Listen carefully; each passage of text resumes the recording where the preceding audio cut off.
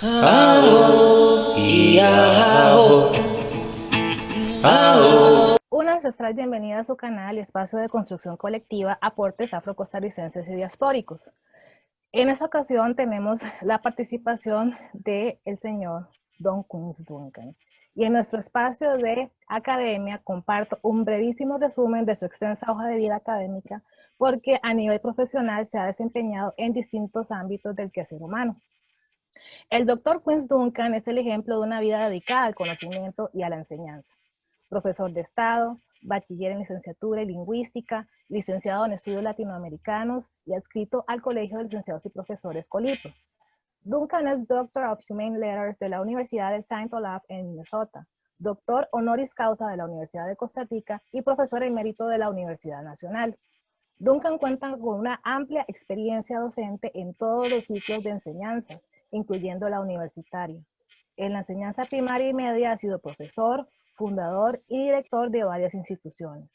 En el ámbito universitario fue representante estudiantil en la comisión ad hoc organizadora de la Universidad Nacional, además de catedrático, director del Instituto de Estudios Latinoamericanos de la Universidad Nacional IDELA, miembro del Consejo Directivo de la Facultad de Filosofía y Letras de la Universidad Nacional y miembro del Consejo Universitario en dicho centro universitario. También ha sido profesor invitado en 3 universidades de los Estados Unidos. Por último, se le reconoce más a nivel nacional e internacionalmente como escritor de innumerables textos, así como activista de los derechos humanos.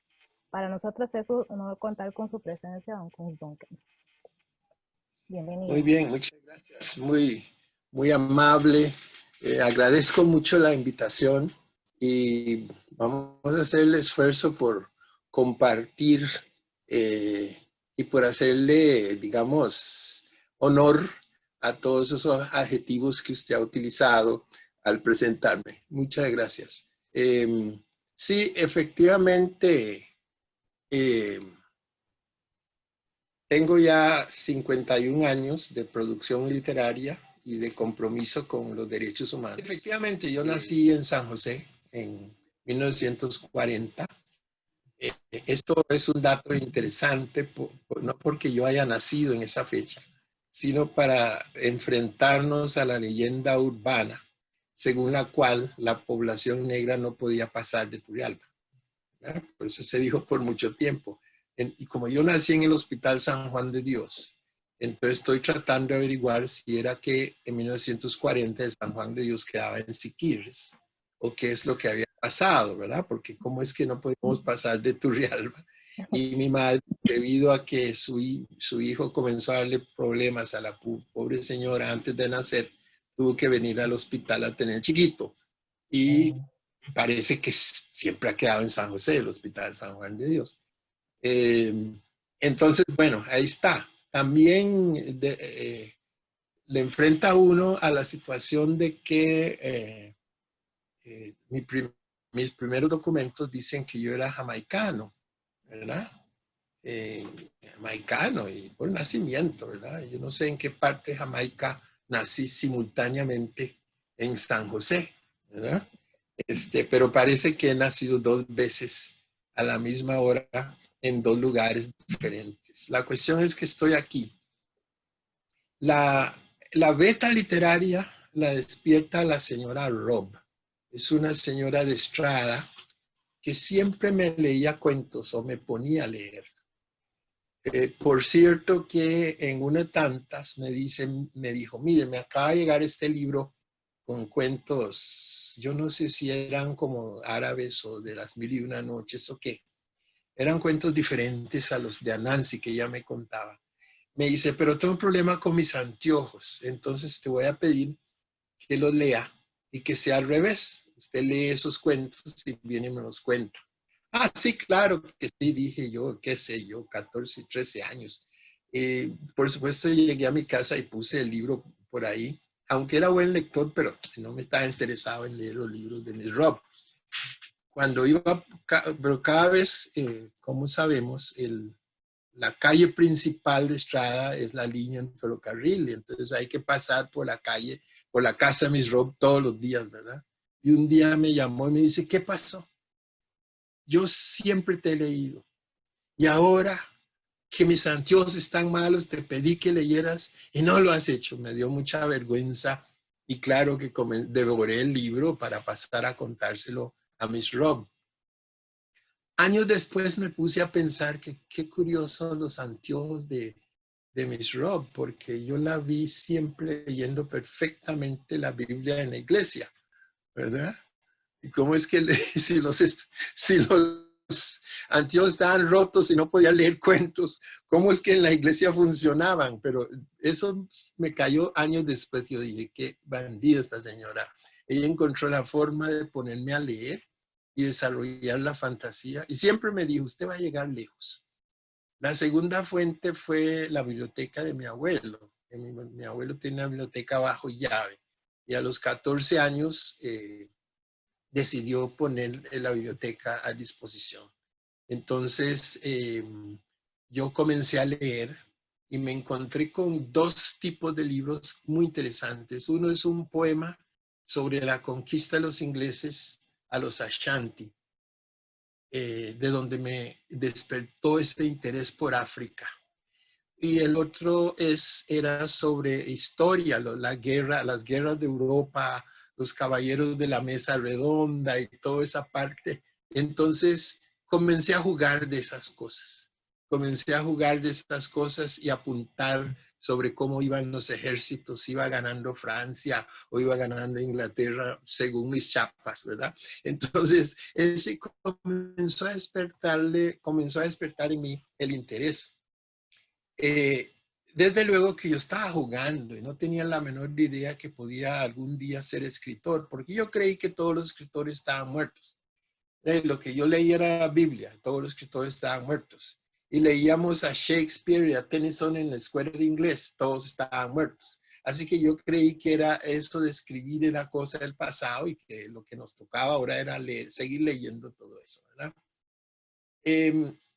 La primera vez que la persona que me impulsó, la primera vez a hacer una composición que pudiera entrar en algún tipo de competencia fue una maestra de Estrada que nos invitó a hacer una composición sobre el árbol en la escuela de español, porque había un concurso nacional sobre el Día del Árbol.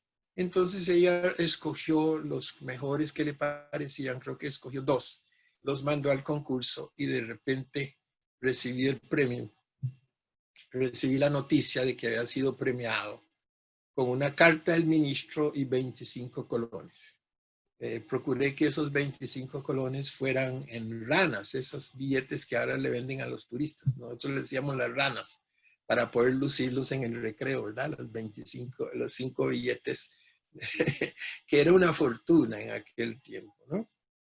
Luego, a los 15 años, nos trasladamos a San José porque mi madre estaba empeñada en que estudiáramos. Entonces, y las posibilidades de estudio en Limón pues eran muy limitadas en aquel tiempo. Ingresé a la escuela Ricardo Jiménez Nocturno. De ahí sube un gran apoyo de la maestra Mireya de Sánchez, que insistía mucho en que domináramos bien la lengua. Claro que yo en Estrada tenía 80s y 90s en español. En San José comencé a sacar 30s y 40s, ¿verdad? Porque mi español era un español con la tremenda influencia del inglés, que es mi lengua materna. Yo comencé a hablar inglés en casa con mis abuelos. Y luego en el Liceo de Costa Rica Nocturno hubo un incidente muy interesante. Yo había estado escribiendo en el periódico del colegio. El profesor Abdulio Cordero fue mi profesor en 7º año, no lo fue en 8º. Entonces entró a la clase en 9º y comenzó a saludar a todos por su nombre. Y me brincó. Y yo dije, ay, Dios mío, ¿verdad? Este racista, qué terrible, me va a salir ahora como que no se acuerda de mi nombre, siendo yo el el único negro de la clase, ¿no? Una persona negra de la clase, no puede ser, ¿verdad? Entonces hizo todo el recorrido y cuando terminó se volvió hacia mí y dice, ¿y usted, Duncan, siguió escribiendo? Eso fue un empujón grande. Yo dije, caramba, este profesor se acuerda de que yo hago algunas cosas y se mandó ahí todo un discurso de estímulo para que yo siguiera escribiendo. Ingresé al Círculo de Escritores Costarricenses. Ahí estaba, ahí nos reuníamos una vez por semana, los sábados, y ahí comencé un poco a desarrollar un poquito más mi literatura hasta que comencé las primeras publicaciones, El Pozo y una Carta, y luego Bronce, que fueron Pozo y una Carta, una pequeña edición que logré costear, y Bronce con la ayuda de una compañera, Blanca Sandí, una edición, por cierto, mimeografiado. Me imagino que los jóvenes no tendrán claridad sobre qué es eso de mimeografía, pero era un sistema para nosotros hoy en día muy elemental, pero en aquel tiempo muy avanzado de poder imprimir. Y entonces así comencé hasta que logré que me aceptaran una canción en la madrugada en la editorial Costa Rica, ¿no? Con sello editorial. El primer libro es 1970, Una canción en la madrugada. Y luego seguí produciendo, ¿no? Cuentos de Anansi, ¿verdad? De cuentos de Jack Mantorra, que son colecciones del conocimiento popular, ¿no? Y luego ficción también, como La rebelión Pocomía, siempre basado en la cultura afro, y últimamente de Maíz y de Barro, que surge porque en todos lados se me identifica como el escritor limonense, ¿no? Y entonces me puse a pensar que yo había escrito mucho sobre la población negra, mucho sobre la población mestiza, blanca mestiza también, pero no había tomado en cuenta la población indígena de mi provincia. Entonces escribí De Maíz y Barro, que es una serie de relatos y cuentos que tienen que ver con la población afro, indígena. Y la última edición bilingüe que está saliendo en estos días, por cierto, que se llama Amor y Rabia, que es el último libro de cuentos que plantea algunas cosillas bien interesantes, y no voy a echar a perder la película contándoles qué. Y está, por supuesto, se pueden leer en los cuentos escogidos que tiene la editorial Costa Rica, por lo menos una colección de los cuentos anteriores para el que no fue libro por libro, pero por sí esos primeros libros no se volvieron a editar como tales, ¿no? También novelista. ¿Cómo se llama? He publicado varias novelas. Tal vez Un mensaje de Rosa, que es la más afro, que es el de A Message from Rosa, que es un libro que escribí en inglés primero, directamente, y después lo reescribí en español. Digo lo reescribí porque no es una traducción literal, es muy cercana, pero lo volví a escribir en español. Un mensaje de Rosa, inspirado mucho en Rosa Parks. Está Final de Calle, que fue Premio Nacional de Literatura, que tiene que ver con la guerra civil del 48 y las consecuencias posteriores. La audacia final de la inmigrante es una novela publicada en Estados Unidos, en ediciones Palibrio, que tiene que ver con eso, experiencias con inmigrantes y con mezclas, con multiculturalidad. Y Don Juanito y yo, que es una novela histórica que tiene que ver con nuestro héroe nacional, Don Juanito Mora. En total, creo que han sido 8 novelas los que he publicado hasta el momento, la gran mayoría basado en nuestra cultura afro. Algunos de ellos han sido muy estudiados en el plano internacional. El que más ha sido Los Cuatro Espejos, donde ha habido tesis en Costa Rica, pero también fuera de nuestro país, incluyendo una tesis en la Universidad de Yale. En el campo de la historia, comenzamos con El Negro en Costa Rica en 1972, que fue escrito junto con don Carlos Meléndez, él era entonces el director de la Escuela de Historia. Este libro se ha convertido en un clásico. Se ha mantenido asequible en sucesivas ediciones. Yo no sé cuánto, yo dejé de contar cuando íbamos como como número 15, porque además dejé de tener las copias, porque también es que regalaba las copias. ¿No? Entonces, no tengo el recuento, pero sí sé que se ha seguido publicando y está actualmente también se consigue. Está este libro Puerto Limón, que editamos con Victorien Labou-Saint-Cros. Es un libro colectivo. Por cierto que Diana tiene un capítulo en ese libro, donde varios limonenses fueron contribuyendo sobre diferentes aspectos de la vida limonense, de la historia limonense de nuestra herencia, incluyendo la literatura. Y está este libro, Siquirres, Cantón Centenario, que también, bueno, se publicó en Estados Unidos, pero se publicó conjunto con la Municipalidad de Siquirres para celebrar los 100 años de la presencia de 100 años del cantonato de Siquirres. Es una edición bilingüe.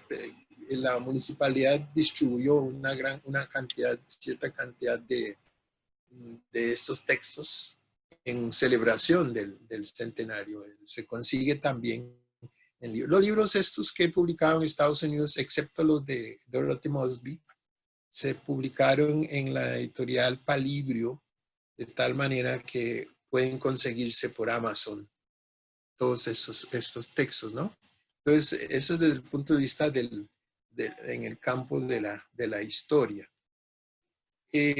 Algunos de mi obra ha sido traducido al inglés o producido en inglés, ¿verdad? Como dije antes, mi lengua materna es el inglés. Yo aprendí esa lengua en mi casa con los abuelos jamaicanos. De hecho, doña Elvira Moody, o Elvira, como diríamos en el creol nuestro, doña Elvira Moody fue mi primera maestra. Ella me enseñó a leer. Y tengo entonces 4 obras traducidas hasta el momento, 2 libros de cuentos, que fue traducido por Delita Martin Ogonchola, que publicó la editorial Costa Rica como The Best Short Stories, y 2 novelas traducidos por Dorothy Mosby y publicados por Palgrave, Estados Unidos, como The Weathered Men and the Four Mirrors. Y por mi parte escribí directamente en inglés A Message from Rosa, y que luego, como dije antes, lo reescribí en español posteriormente. Ahí ahorita Dorothy ha seguido traduciendo, me parece que está traduciendo una novela más, y Delita Martin está traduciendo Final de Calle, y está haciendo una mini recopilación también de tipo biográfico. Ahora todo el mundo parece que estoy de moda yo con eso de las biografías. Ahora, se ha habido libros escritos sobre mi obra, mucha producción. 3 libros dedicados exclusivamente a mi trabajo. Uno de Dorothy Mosby, que se llama Queen's Duncan, Writing Afro-Costa Rican and Caribbean Identity. El primero, sin embargo, fue Lo Jamaicano y lo Universal, en la obra de Queen's Duncan, de Donald Gordon, afrocanadiense. Y también está de Eva Agard Paradigm, in the Fiction of Queen's Duncan, escrito por Delita Martin. Y arriba se ve el lomo de Afro-Hispanic Reader and Anthology, que es una antología publicada en Jamaica. Pero la verdad es que esos son libros, digamos, de los 3 primeros dedicados exclusivamente a mi obra, el otro es una antología, pero hay ha habido mucha incorporación de mi obra literaria a través de los años en los diferentes trabajos que han hecho diferentes autores. Inclusive algunos tesis de grado, recuerdo el primero que fue de Nuria Cordero y Rocío Álvarez en la Universidad de Costa Rica con los 4 espejos, Ileana Villalobos, que tomó como base Final de Calle, Oscar Bryan Tinney, que tomó de la Universidad de North Carolina, Chapel Hill, Jada Bradley, que hizo su tesis, fue traduciendo unas partes de El Negro en Costa Rica, lo hizo en Rutgers, y está la de Anita, bueno, me faltó, este es de Andrew Lanat, ese es otro, en torno a los cuentos a Nancy de la Universidad de Tennessee. Y me faltó el de Anita Gallers, creo que es en la Universidad de Yale. Y también hizo su tesis en cuanto a la obra. Artículos y estudios académicos y ponencias se han publicado sobre mi obra a lo largo y ancho del mundo.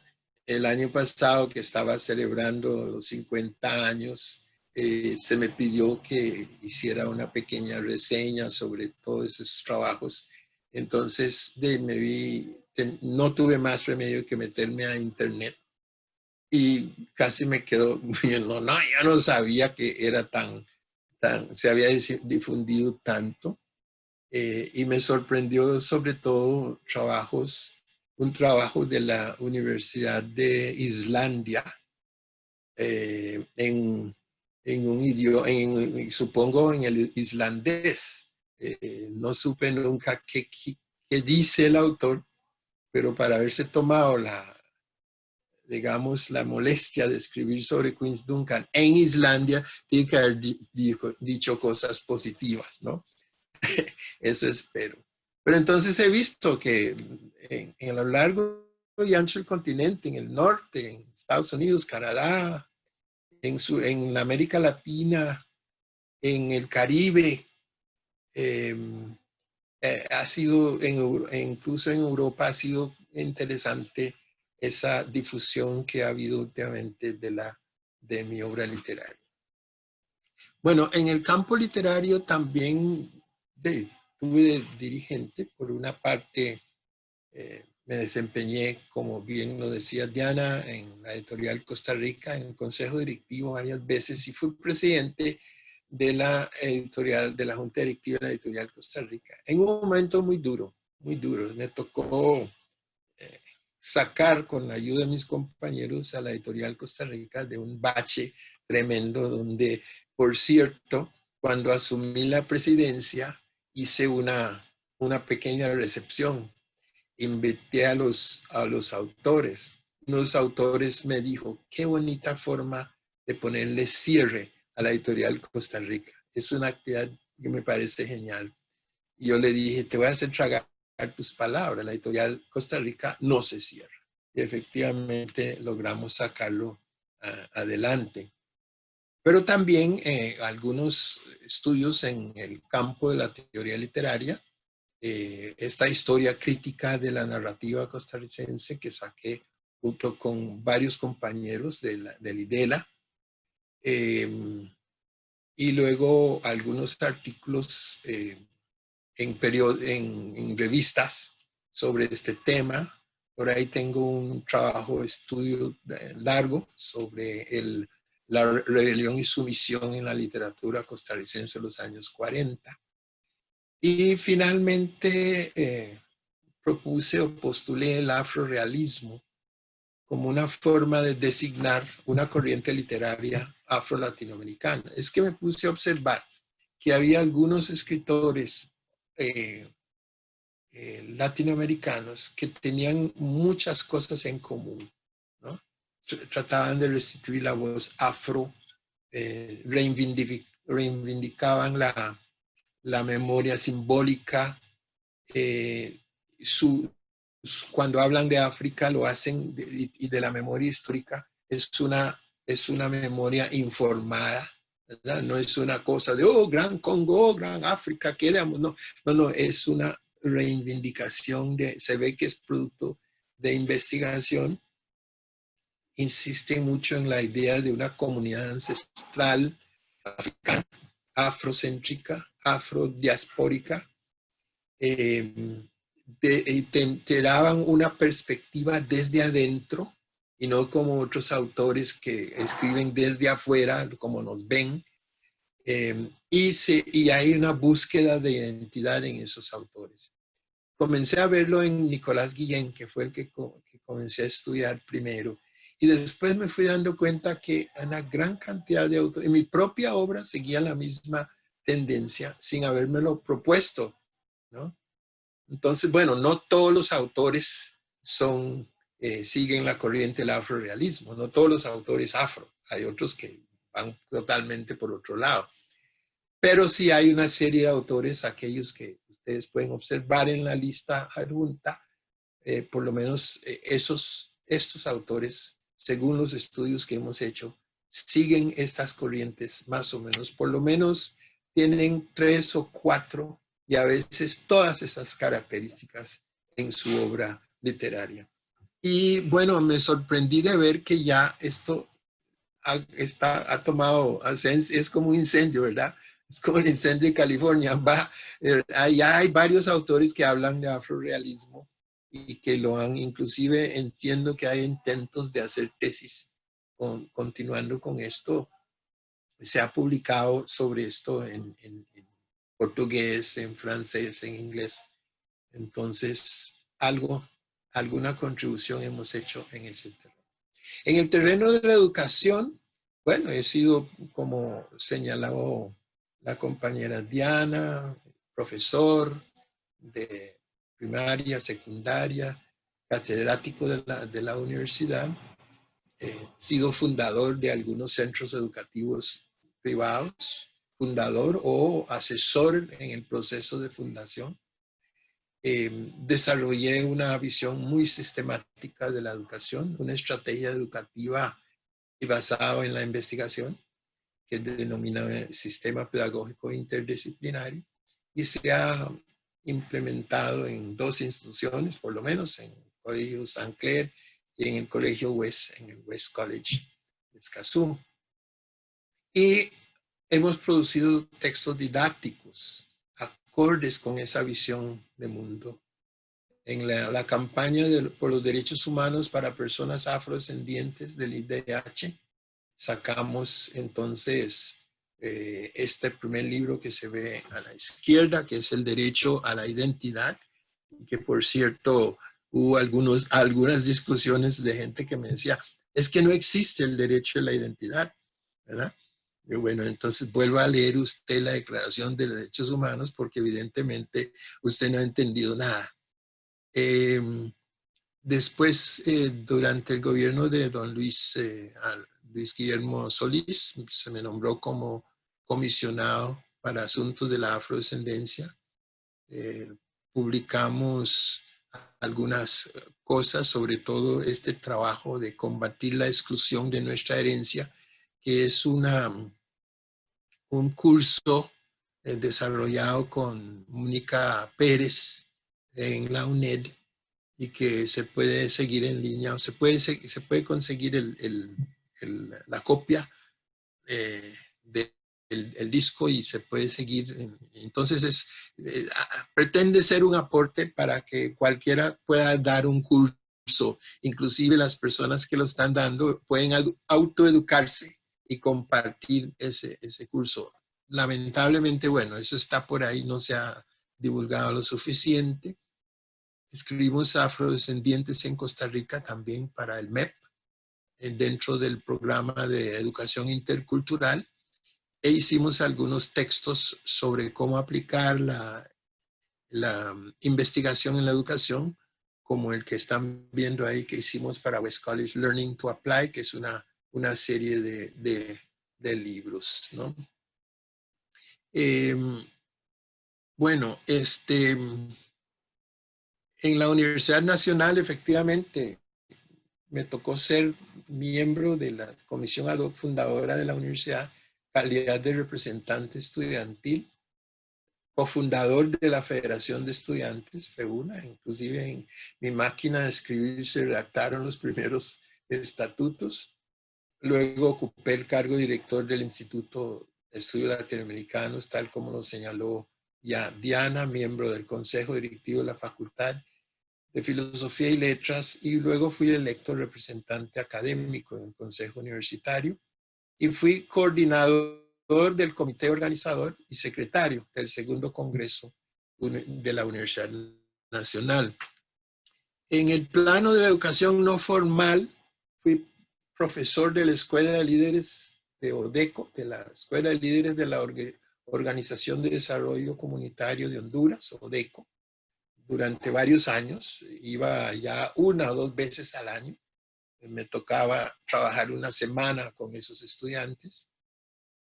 Y ni qué hablar de las charlas que he tenido que dar constantemente en todo lado, incluyendo África, Sudamérica, Puerto Rico, el Caribe, etcétera. Han sido charlas tanto sobre literatura como en torno a los temas de derechos humanos.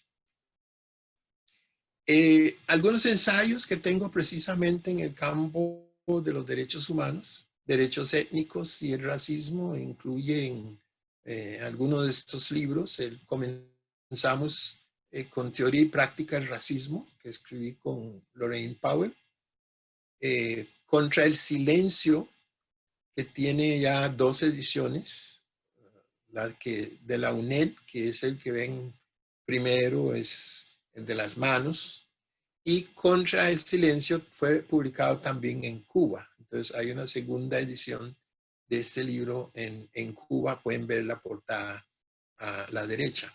Y en el centro está El pueblo afrodescendiente, que es un ensayo dialogado sobre el pueblo afro en el plano internacional.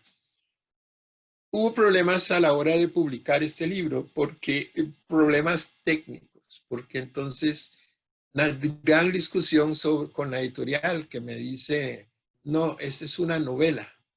Y yo, no, no es una novela. Bueno, al final dice novela. Lo pusieron como novela porque ahí tienen una clasificación rígida, ¿verdad? Y tienen que calzar dentro de tales y tales cosas.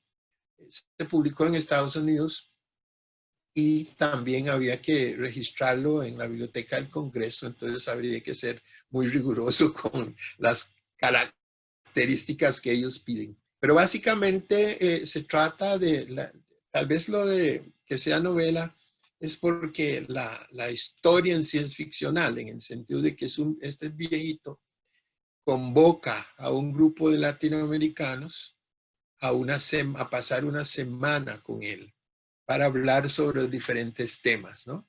Y se cuela un periodista que el único interés que tiene es entrevistar a este señor, porque este señor, lo mandaron a entrevistar al señor. Entonces él pensaba hacer la entrevista rapidito e irse, no pensaba ninguna forma quedarse en el curso. Pero bueno, con las primeras charlas lo dejó pensando que, bueno, voy a quedarme un poquito más. Y se le ocurrió tomar apuntes. Entonces, los apuntes de él sobre lo que fue pasando en la reunión es lo que sale entonces en ese libro, El pueblo afrodescendiente. Y donde yo sostengo la tesis de que es hora ya de que dejemos de pensarnos raza, que dejemos de pensarnos etnia y comencemos a pensarnos pueblo, que somos un pueblo multiétnico, pluricultural, multinacional. Pero no importa dónde usted va a encontrar que las bases fundamentales de la cultura coinciden. Es decir, puede ser que en una parte estemos hablando de calipso, y en otra parte estén hablando de punta, y en otra parte estén hablando de spirituals. Pero cuando usted oye esa música, cuando usted ve las letras, cuando usted ve el contenido, usted va a entender que es una música de un pueblo internacional. Y no solo eso, le contaba a unos amigos cómo en los Estados Unidos viajé millas, digamos kilómetros, para ir a comer gumbo, porque me habían invitado esta señora a una comida que solo en Estados Unidos se daba y solo en esa parte del sur de Estados Unidos se podía comer gumbo.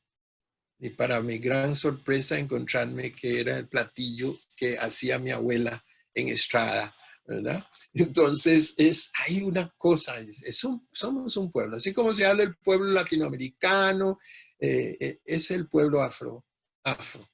Y bien interesante porque habíamos inventado el término afrodescendiente en Santiago, Chile, y después se aprobó en Durban, pensando en la población afro-latinoamericana. Y cuando estuve metido en la comisión de la UNESCO de la Ruta del Esclavo, hicimos una película sobre la diáspora y me hizo mucha gracia ver, por ejemplo, afroturcos insistiendo de que nosotros también somos afrodescendientes. O sea que la palabra ha sido acogida a través del mundo por la gran mayoría. Siempre hay unos cuantos que dicen que no, inclusive he escuchado decir que eso fue una imposición del imperialismo yanqui.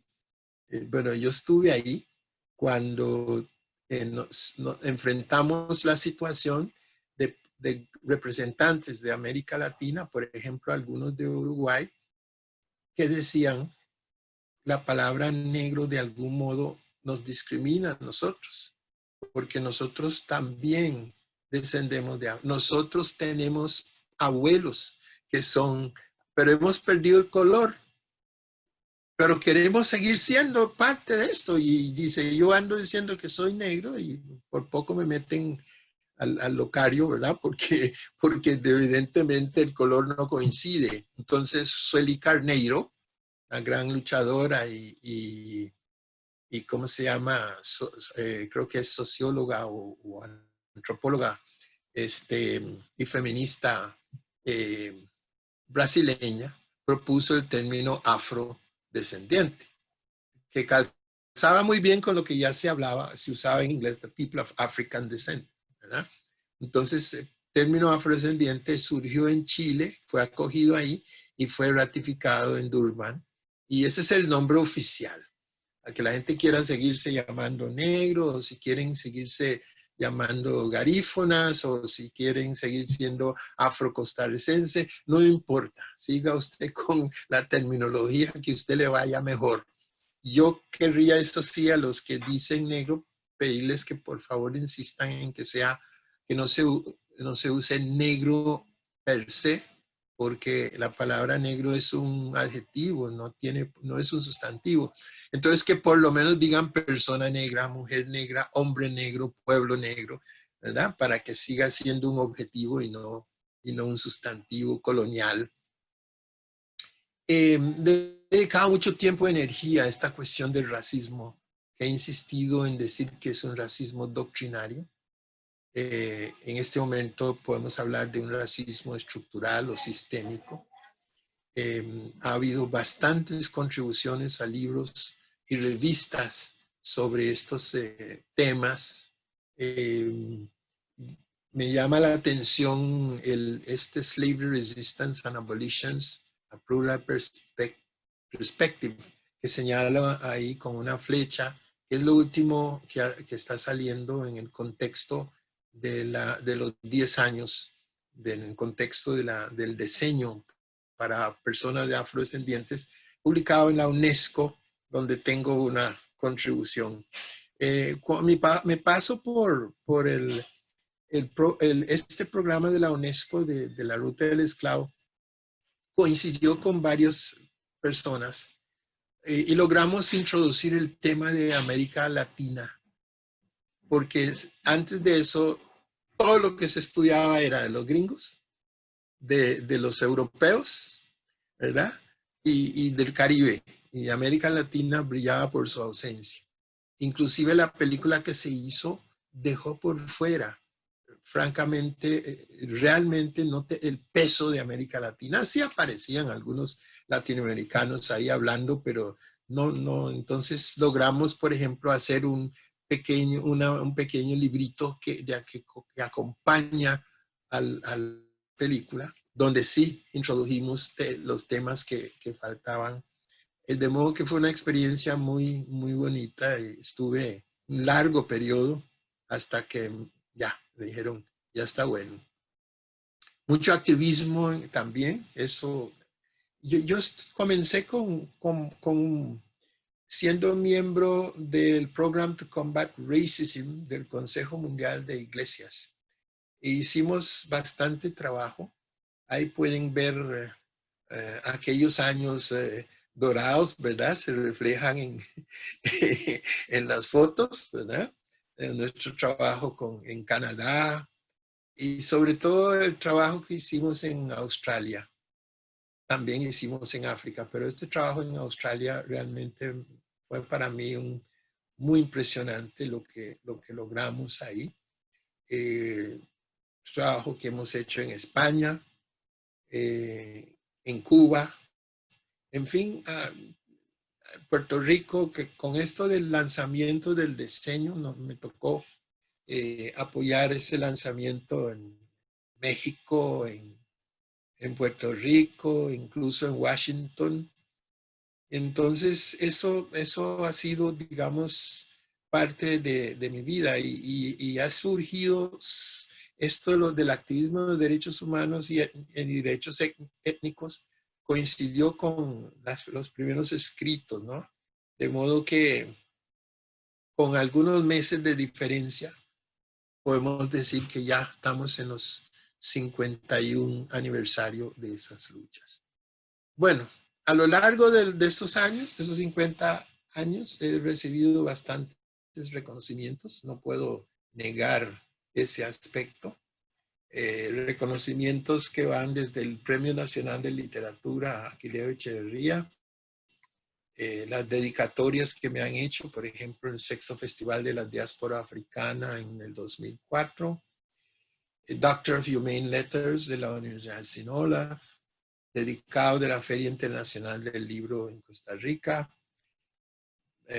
2018 Giant de la organización All Things Artistic Ministries de los Estados Unidos, Limón Roots Award en el 18 también, doctor honoris causa de la Universidad de Costa Rica, profesor emérito de la Universidad Nacional, ciudadano distinguido del Cantón de Santo Domingo, y bastantes más. Esa es la pura verdad, ¿no? Que me ha sorprendido porque yo nunca trabajé pensando en reconocimientos y honores. Confieso que, pues sí, uno espera el reconocimiento no de la persona, sino del trabajo que uno está realizando. Uno espera que digamos, ese mensaje llegue a las personas, ¿verdad? Que ese mensaje se transmita y sea reconocido por las diferentes poblaciones, objetos de este trabajo, ¿no?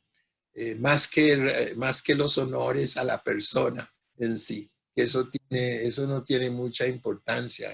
La importancia es el impacto, el efecto que se puede lograr. Pero a la vez, qué sé yo, reconozco y agradezco esos homenajes. No voy a ser como aquel señor que le dieron un honor en la municipalidad, llegó a su casa, le contó a su esposa y se alegraron mucho y la esposa le dijo, usted lo merece, la verdad es que usted merece eso. Se fueron al caballero elegante y compraron ropa nueva, la dama elegante, ropa nueva para ella. y llegaron como ajitos. Todavía cuando iban saliendo de la casa, él le reafirmó, ¿verdad que me merezco? Claro que te lo mereces, por supuesto. Y llega y empieza el discurso y dice, este inmerecido homenaje que hoy te conceden. Entonces, y se supone que eso se hace a nombre de la modestia. Y entonces yo digo, no soy modesto porque la modestia casi siempre es una forma disimulada de hipocresía. Pero tampoco me gusta el autobombo, ¿verdad? No, entonces ni quito ni pongo. He tratado de hacer un resumen hoy por la influencia de estas dos señoras que no les advierto que no es cualquier persona el que pudo haberme puesto a hacer lo que hice hoy. Lo he rechazado sistemáticamente, pero bueno, a ellas dos, a Carmen y a Diana, no les podía decir que no. Ay, qué lindo. Eso es lo que queríamos compartir con ustedes. Ay, Don Queens, thank you so much. Bueno, yo disfrutando, ¿verdad? Disfrutando la presentación, porque usted dice que no quiere los accolades, pero usted se los merece. Y en realidad, Diana y yo nos sentimos muy privilegiadas that we could get you out. Porque nosotros somos los que están, nosotras somos de parte, aparte de otras muchas personas, las que estamos taking the torch and running with it, basado en lo que ustedes han hecho. Y antes de cerrar, yo quiero compartir con el mundo por qué yo la admiro a usted tanto. Porque usted dice que cuando empieza a hacer la recolección para hablar sobre lo suyo, se sorprendió de todo lo que ha producido, porque usted se convirtió en el griot de nuestra comunidad. En el griot, pero también usted empezó como el educador de nuestra comunidad. ¿Y sabe por qué le digo eso? Porque precisamente la semana pasada yo quería compartirle algo a mis estudiantes, porque estoy dando un curso sobre movimientos juveniles. Y yo me acuerdo que había un grupo que se llamaba Afrosco. Ajá. Afrosco. Sí. Y yo, una de las tías de mi hijo, yo creía que ella pertenecía a Afrosco, pero resulta que es su esposo, Frank Aaron. Así que él me envió un audio, usted sabe ahora con la tecnología, y él mencionaba el rol importante que usted jugó en estar educando en ese momento a esa juventud, right? A esa juventud de ese momento. Y usted siguió haciendo eso porque conmigo específicamente yo siempre he estado en su vida desde que lo descubrí. Soy yo. Sí, sí, diga. Es verdad, es verdad. Yes, eso le voy a recordar. Me acuerdo que estaba mi primer degree, que es en teología, y yo tenía que escribir, bueno, el último trabajo de presentación, y yo pedí que fuera usted, me imagino que de supervisor or something. Y ahí fue donde empezamos nuestra relación. Y yo me acuerdo que cuando usted tenía que enviar your resume en ese momento, y la directora, she was so impressed, estaba impresionada. You know, with the racism, but estaba impresionada. But anyway, no terminé haciendo eso, pero después estuve involucrada con, era pastora en la iglesia de Cimarrones, y yo me acuerdo, Don Queens, I will never forget, Don Queens vino desde Heredia in those days. Viajó desde Heredia para venir a mi iglesita. ¿Usted se acuerda de esa iglesia chiquita en Cimarrones? You don't know how that meant to me. I was so, because para mí en ese momento you was like the greatest. Remember, en ese momento nosotros no teníamos símbolos, you know, nothing positive. Y usted llegó a la iglesia, and we did what we had to do, and the people were so excited. Y usted se volvió a ir en la noche viajando en 2 días when había tanta neblina. Y luego, en un tercer momento, cuando formamos a Adeculac, porque la gente no sabe que existía ese grupo Adeculac, usted llegaba otra vez a un grupito de jóvenes and you used to be there contributing. So, yo estoy segura que los demás que estuvieron en ese momento, cuando vean este video, se van a acordar. Usted ha hecho mucho trabajo y usted ha impactado.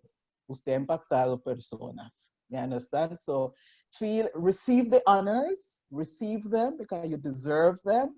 And some of us are the result of all that great, wonderful work that you do. So we are so pleased. We are so pleased that you honor us. Muchas gracias, Carmen. Una de las ventajas de ser negro y también la ventaja de estar en línea es que uno se chilla y nadie lo nota. Usted me ha chillado, usted me ha hecho ruborizar con sus palabras, pero se lo agradezco de verdad, sinceramente, porque sé que es sincero lo que usted ha dicho. So thanks again, Don Quinn, thanks again, y usted y bendiciones a su familia. Muchas gracias.